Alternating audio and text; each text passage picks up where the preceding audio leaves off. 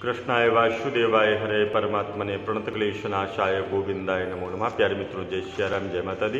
मित्रों, आज आपसे चर्चा करते हैं कि तुलसी जी का जो पावन ये महोत्सव तुलसी विवाह है, इस तुलसी विवाह की पावन कथा आपको श्रवण कराने जा रहे हैं। पौराणिक मान्यता के अनुसार राक्षस कुल में एक कन्या का जन्म हुआ जिसका नाम था वृंदा। वह बचपन से ही भगवान विष्णु की भक्ति और आराधना में डूबी रहती थी। जब वृंदा विवाह की योग्य हुई तो माता पिता को चिंताएं होने लगी कि हम अपनी बिटिया का विवाह किस तरह से संपन्न करें। माता पिता ने उसका विवाह समुद्र से पैदा हुए जलंधर नाम के दैत्य से करने का निश्चय किया। भगवान विष्णु की सेवा और पतिव्रता धर्म के कारण वृंदा के पति जलंधर बेहद शक्तिशाली हो गया विवाह के बाद में, क्योंकि शक्तियाँ जो पूजन भजन करती थी उनकी धर्मपत्नी, उसके अनुसार उनको लाभ की प्राप्ति होने लगी।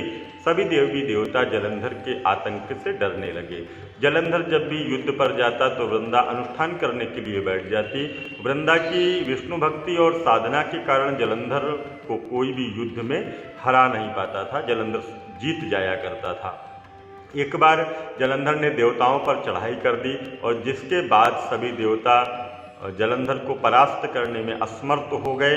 तब हताश होकर सभी देवता भगवान विष्णु की शरण में गए। प्रभु, जलंधर से कैसे हम विजय को प्राप्त करें, मेरी समझ में नहीं आ रहा है।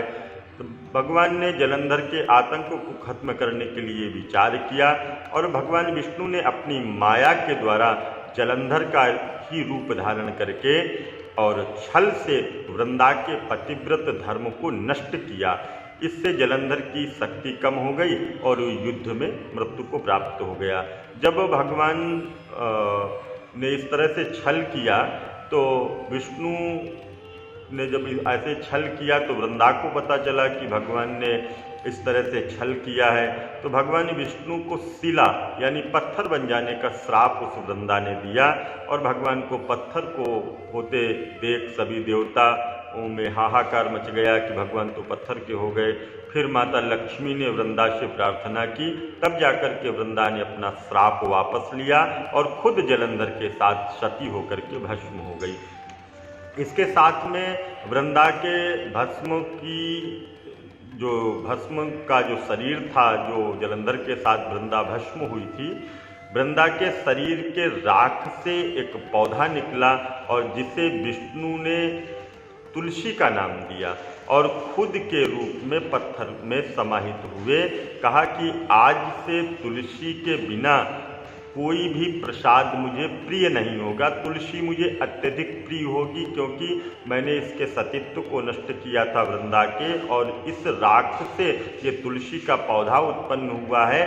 तो ये पौधा मेरे पे जब तक नहीं चढ़ेगा तब तक मुझे शांति नहीं मिलेगी। इस तुलसी के पौधे के द्वारा ही मुझे समस्त भाव भी समर्पित होंगे, समस्त प्रसादियाँ भी समर्पित होंगी। और बिना तुलसी का, वो कहते हैं ना, बिन तुलसा हरि एक न मानी, नमो नमो तुलसा महारानी, नमो नमो हरि की पटरानी, नमो नमो।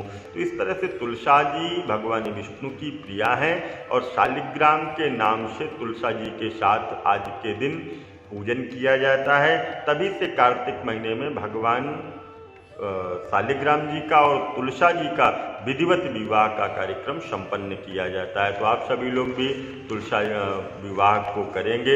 इसमें भ्रांतियाँ जो हैं 25 को करें या 26 को करें। तो जो उदया तिथि मानते हैं वो लोग 26 को करेंगे, जो उदया तिथि नहीं मानते वो 25 को करेंगे। और भगवान की कृपा आप सभी के जीवन पर हो, आपका व्यापार परिवार सब कुछ मंगलमय चलता रहे। इन्हीं मंगल कामनाओं के साथ पुनः मैं आपके सामने आऊँगा एक नया वीडियो लेकर के। तब तक के लिए दीजिए इजाज़त। जय माता दी, जय मां गढ़।